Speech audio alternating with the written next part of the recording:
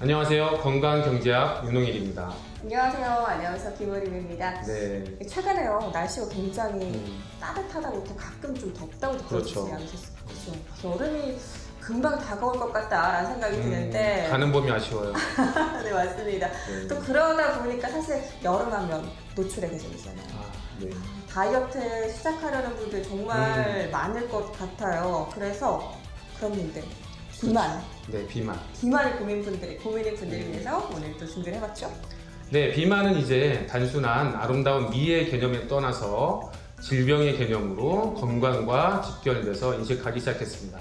전 세계적으로 비만 치료제에 대해서 박차를 가하고 있죠. 네. 그래서 시장도 대단히 커져 있는 상태이고요. 그래서 오늘은 비만에 대해서 깔끔하게 파헤쳐 보도록 하겠습니다. 네, 오늘은요 특별히 비만 전문의 박동준 원장님 모시고 말씀 나눠볼게요. 안녕하세요. 안녕하세요, 원장님.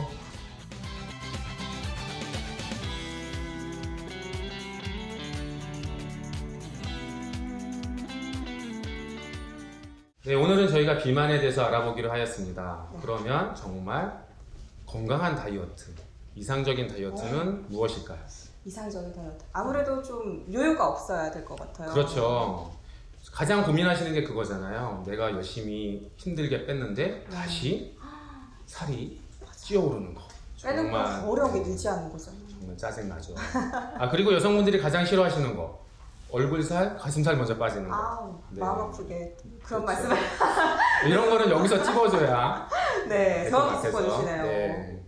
그래서 오늘은 저희가 이러한 시청자 여러분들이 고민하고 계신 다이어트를 어떻게 하면 가장 우리가 원하는 방향으로 할 수 있는지에 대해서 알아보도록 하겠습니다.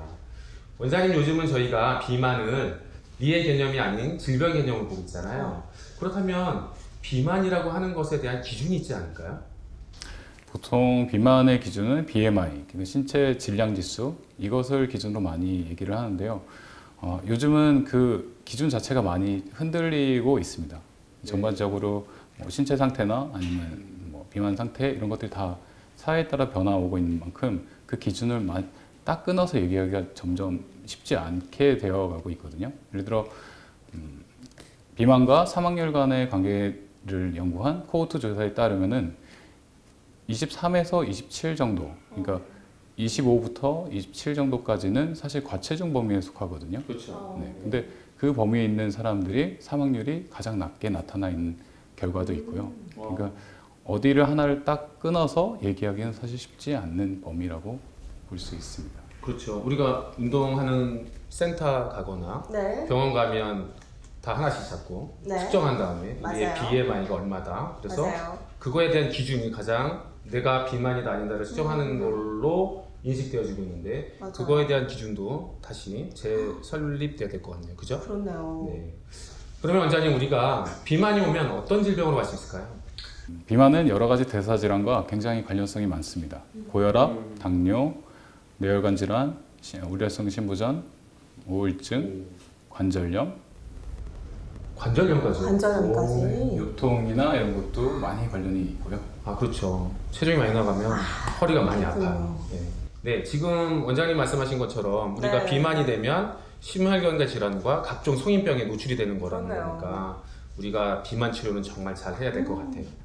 그러면 우리가 비만에 대해서 좀 알아보기 전에 원장님, 이 지방세포의 특성이 성인과 소아, 또 남자와 여자, 그리고 동양인과 서양인에 따라서 차이가 있다는 것을 얘기를 하고 있거든요. 그거에 대해서 조금 더 알아봤으면 좋겠어요, 원장님. 네. 먼저 지방세포는 이제 어렸을 때부터 나중에 사춘기, 성장기 때까지 증식을 하고요. 그 다음부터는 주로 크기가 커지는 형태를 띠게 됩니다. 비만세포의 경우에는 그 자체 부피가 보통 3배에서 5배까지 크면서 몸무게가 증가를 하는데요. 요즘은 뭐 성인에서도 조금 더 지방세포 증식이 있다라는 연구도 있지만 기본적으로는 사춘기, 그러니까 아동기 때까지는 지방세포 증식이 많이 일어나기 때문에 그 시기에 비만 관리를 하는 것이 꼭 필요하다고 볼 수 있습니다. 그럼 우리가 청소년기에 운동을 정말 열심히 해야 되겠네요. 그렇네요. 지방세포는 줄이고 근육세포는 늘리고. 그러면 근육세포는 원장님 청소년기에 또 수는 늘어나고 마찬가지인가요? 지방세포와 마찬가지고? 네, 마찬가지. 아, 그러면은 어릴 때 운동을 못한 사람들은 어떡하죠? 낙담하실 필요는 없으시고요. 네. 네. 그렇지만 항상 우리 몸은 변화하고 또 거기에 맞춰서 더 항상 환경에 맞게 나아가고 있기 때문에 네.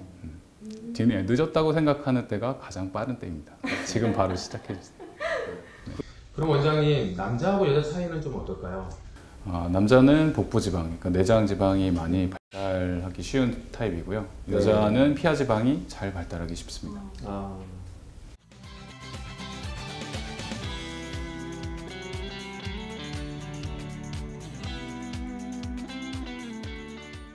그 여자들은 그러면 엉덩이라든지 뭐 하체 이런 데 더 많이 쌓이는 거죠. 네네. 남자는 복부가 많이 나와서 거미형이라고 하고 여자는 등살이 많이 나와서 캥거루라고 많이 하거든요. 그 차이가 피하 지방의 차이하고 내장 지방의 차이인 거죠, 원장님? 그것이 제일 크죠. 네. 그러면 우리가 동양인하고 서양인하고 좀 차이가 있을까요? 동양인과 서양인은 너무 확연히 차이가 나죠.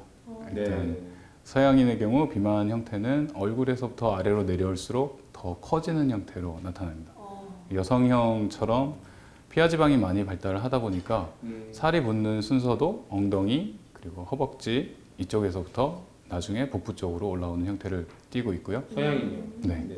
그 동양인 같은 경우는 복부 지방이 먼저 형성이 되고 그 다음에 엉덩이나 이제 허벅지 쪽으로 내려오는 형태를 띠게 됩니다. 그렇군요. 그러면 서양인하고 동양인하고 차이가 동양인이 성인병에 노출이 될 확률이 많다. 말하자면 똑같은 체격에 똑같은 조건이면 서양인보다 동양인이 성인병에 노출될 확률이 많다라고 하는데 그거는 원인일까요? 그건 바로 내장 지방 때문인데요. 그 원인은 여러 가지 꼽을 수 있는데 지금 가장 큰 두 가지는 운동량 자체가 서양인보다 동양인이 반 이하로 좀 적습니다. 그래요? 네.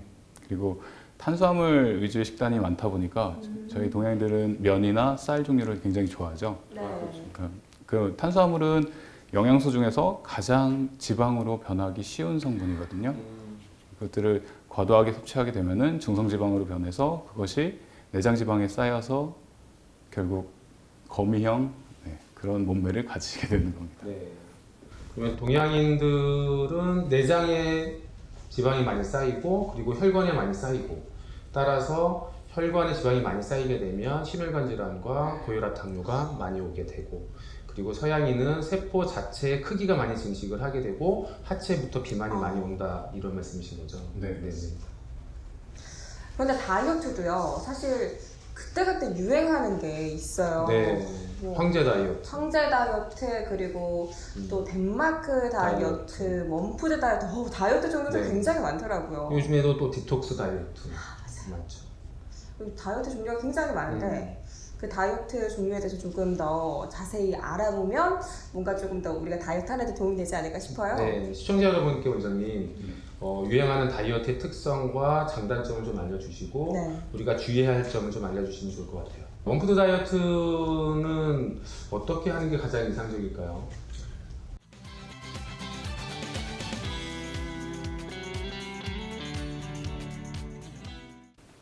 원푸드 다이어트 같은 경우에는 바람직하지 못한 식습관을 형성하기 쉬운데요.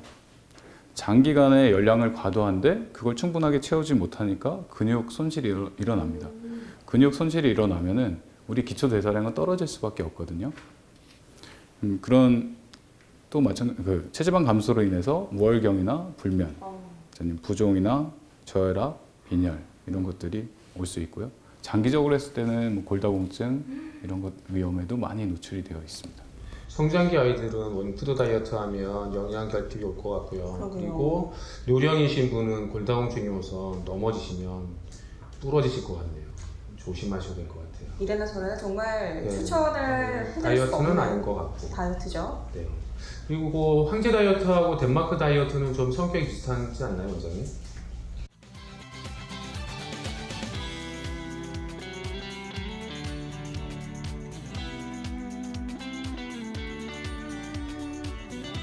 덴마크 다이어트는 달걀과 채소를 이용한 고단백, 저열량 식단을 이용한 다이어트인데요.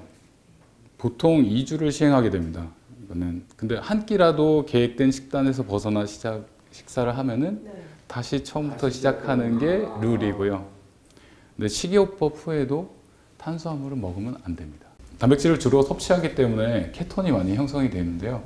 이러한 케톤이 너무 많이 형성됨으로써 오는 부작용들을 대단히 많겠네요. 네, 그런 위험에 많이 노출되어 있죠. 어쨌든 시청자 여러분들이 몬푸드 다이어트든 덴마크 다이어트든 유행하는 다이어트가 네. 있지만 내 몸에 맞는 다이어트를 찾아야 되는데 어쨌든 덴마크 다이어트도 조금 주의를 하셔야 될 것 같고 그럼요. 그리고 덴마크 다이어트하고 비슷한 게 단백질 섭취만 하는 황제 다이어트가 또 있죠. 원장님. 황제 다이어트하고 덴마크 다이어트하고 차이가 뭘까요? 일단 먹는 게 차이가 많이 납니다. 황제 다이어트는 말 그대로 예전 황제들은 마음껏 기름진 것을 많이 먹었죠. 그러니까 버터, 크림, 치즈 네. 이런 것들을 많이 섭취를 하고요. 고열량의 음식을 먹음으로써 포만감을 더 길게 유지하고 대신 다른 탄수화물이나 이렇게 지방으로 잘 전환될 수 있는 그런 음식들을 많이 제한하는 그런 방식입니다.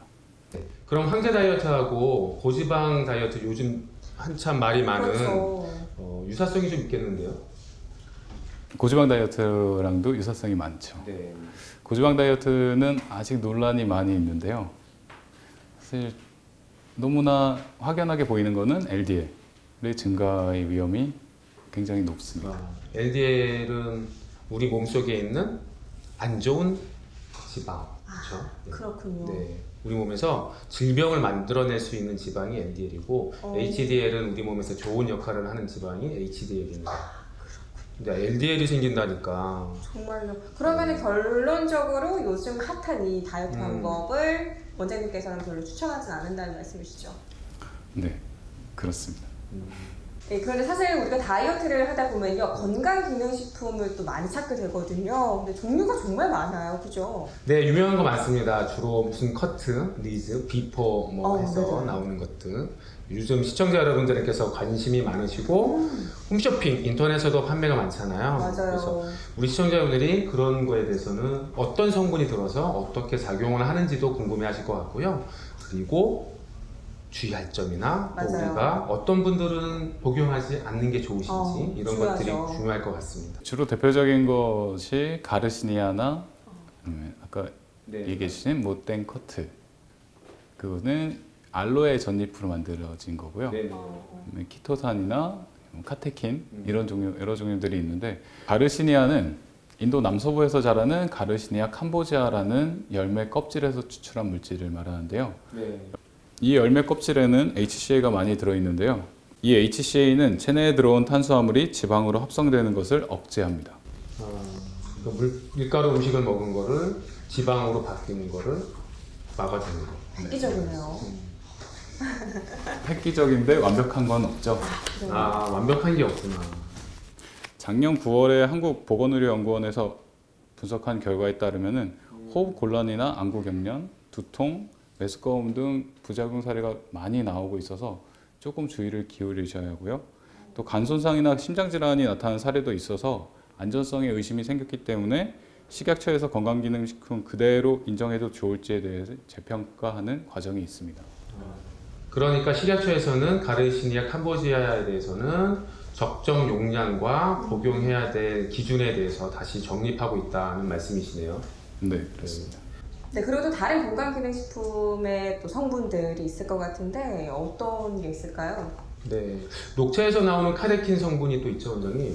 네, 녹차에서 나오는 카테킨 성분은 탄닌이 철분 흡수를 방해하기 때문에 빈혈의 위험이 약간 높습니다. 그렇구나. 또 다른 칼로리 커팅제인 키토산이 있는데요. 이게 폴리글루코사민인데 이거는 게, 새우 등 갑각류 껍질에 있는 키틴을 가공한 물질인데요. 네. 이거는 식이섬유와 결합해서 지방질의 흡수와 소화를 방해합니다. 동물성 식이섬유라고 볼 수 있는데요. 네. 복용 후에는 보통 속이 약간 더부룩할 수 있고요. 불쾌감이 좀 높아지는 경우가 많은데 부작용으로는 갑각류 알러지가 있고 또 모든 지방을 다 끌어서 내보내기 때문에 지용성 비타민 A, D, E, K 부족을 초래할 수도 있습니다. 그렇구나. 키토산이 우리가 보통 영양제로도 많이 쓰고 네, 많이 먹죠. 네, 식품으로도 많이 먹잖아요. 그렇죠. 근데 키토산을 어느 정도 복용했을 때 이게 지방을 완전히 빼내는 거죠? 보통 키토산은 식전에 복용을 하는데요. 식전에 위에 들어가서 강한 위산과 반응을 하면서 끈적한 겔 형태가 됩니다. 그렇죠. 그러면서 그 어떻게 보면 겔 공이 아래로 모든 지방질을 끌고 내려간다고 보면 되거든요. 그런데 또 궁금한 게 그러면 왜 보통 우리가 먹는 그런 영양제나 뭐 다이어트 식품 이런 것들보다 사실 가장 좋은 게 음식으로 영양분을 섭취하는 게 가장 좋다라는 말이 있잖아요. 그렇다면 키토산, 아까 말씀하셨듯이 갑각류에 많이 들어있으니까 그거 먹으면 그럼 지방이 좀 어떻게 분해가 되는데 효과적일까요? 그거를 먹기는 쉽지 않으실 것 같은데요. 아 그래요? 게라든지 뭐 새우 이런 걸 먹으면 충분히 섭취가 되는 건 또 아니에요? 껍질만 드시는 경우는 거의 없었고요.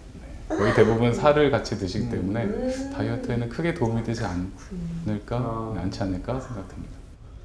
근데 또 많이 먹었다가 궁금하긴 하네요. 왜냐하면 지금 키토산이라든가 녹차 같은 경우도 우리가 일상생활에서 많이 복용을 많이 하잖아요. 네. 그럼 시청자 여러분들도 녹차 성분에 대해서 녹차를 내가 많이 먹으면 우리가 카페인이 많아서 잠이 안 오는 경우도 많잖아요. 맞죠. 네. 그래서 보면은 카페인을 많이 섭취해서 잠이 안 오고 신진대사율이 높아지기 때문에 비만에 도움이 된다라고 알고 계신데 과량 복용했을 경우에 조금 더 우리 몸에 안 좋은 영향을 끼칠 수 있으니까 네. 주의를 하셔야 될 것 같기는 합니다. 네, 오늘은 건강경제학 5번째 순서로 비만에 대해서 알아보았습니다. 네, 다음 시간에도 박동준 원장님과 함께 비만에 대해서 더 자세히 한번 다뤄볼게요. 네, 시청자 여러분 다음 시간에 뵙겠습니다. 네, 시청해주셔서 감사합니다. 저도 이제 평소에 피부에 대한 그런 관심이 너무 많아가지고 연락이 왔을 때 너무 좋았어요. 네, 배울 수도 있겠구나 하는 그런 생각이. 네, 제가 살던 고향 같은 경우는 이제 막 동글동글하고 그리고 좀 살도 있고 눈이 좀 동글하고 복스럽게 생긴 형을 이제 미인형이라고 하거든요. 그러니까 되게 얼굴이 다 작으시잖아요. 근데 북한에 가면 미인형이 아니에요. 근데 이제 북한에서는 얼굴 좀 크고 달덩이처럼 생기고 이런 사람이 미인형에 좀 속하는 것 같아요. 김일성 얘기했구나. 김일성. 해도요? 김일성이 이제 그런 산나물들이라든가 이런 걸 많이 먹으면 피부도 좋아지고 여자가 피부결이 고와진다라는 그런 말이 있었어요. 그래가지고 이제 사람들이 밥을 안 먹어도 산나물을 잘 먹으려고 하고 그런 경향이 있어요. 일단 제가 이제 북한에서 왔고 그리고 이제 여기서 처음으로 시작한 배우라는 길이기 때문에 쉽지는 않은 것 같아요. 근데 처음 시작했을 때는 정말 순수하게 그러니까 살아가는데 제일 중요한 게 또 돈이잖아요. 근데 돈보다 더 중요하고 진짜 아무 조건도 따지지 않고 좋아할 수 있는 게 이거다라는 생각이 들어서 배우라는 길을 선택하게 됐는데 정말 사람의 어떤 내적인 그런 부분들을 좀 더 알아가는 계기가 되는 것 같고 또 나를 더 알아가는 그런 배우의 길인 것 같아요. 그래서 너무 즐겁게 지금 하고 있습니다. 아무래도 이제 북한에서 왔고 이미 또 방송으로 탈북자라는 그게 그 타이틀이 있잖아요. 그렇다 보니까 얘는 당연히 이제 그 사투리밖에 못할 거야라는 그게 편견이 조금 있는 것 같아요. 근데 저 같은 경우는 그걸 좀 깨기 위해서 지금 노력 중에 있거든요. 그래서 뭐 사투리 교정을 한다던가 또 뭐 연기도 이제 그쪽으로 좀 더 치우쳐서 일반 서울말로 하는 훈련도 계속 하고 있으니까 저를 좀 그냥 딱 처음 보고 판단하지 말아 주셨으면 좋겠다라는 생각이 들고 저도 그만큼 그거를 편견을 좀 깨기 위해서 더 노력하도록 하겠습니다. 제가 아직 이제 고향에 친구들도 있고 아빠도 계시고 동생도 계시고 그러거든요. 그래서 나중에 이제 통일됐을 때 아라가 진짜 혼자서 잘 먹고 잘 살았구나 라는 말보다는 나중에 정말 딱 통일돼서 만났을 때 아, 아라가 우리 다시 이렇게 만나기 위해서 이렇게 노력했구나, 이렇게 열심히 살았구나라는 거를 예, 보여주고 싶어요. 그래서 지금도 예, 통일을 위해서 준비하는 그런 사람이 되고 싶습니다. 그리고 나를 위해서가 아니라 또 다른 이북 사람들, 다음에 이제 오는 사람들을 위해서 준비하는 배우가 되고 싶습니다. 감사합니다.